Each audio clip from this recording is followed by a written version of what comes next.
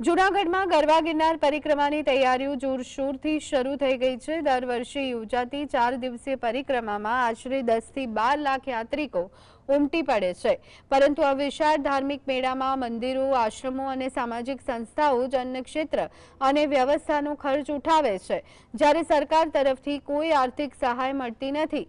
કાળુ માતા મહિલા મહંત, જીણા બાવાની મઢી અને બલરામપુરી મહંતોએ માંગ કરી છે કે જેમ કુંભ મેળામાં સરકાર યાત્રિકોના નિવાસ અને ભોજનની વ્યવસ્થા કરે છે, તેમ ગિરનાર પરિક્રમામાં પણ કરે।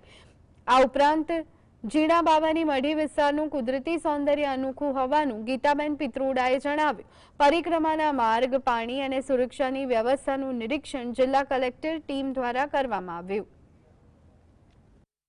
પાણી પુરવઠા અને ગટર વ્યવસ્થા બોર્ડ અહીંયા ટોટલી આખા 36 કિલોમીટરના પરિક્રમા વે પર આપણે પાણીની વ્યવસ્થા પૂરી પાડીએ છીએ।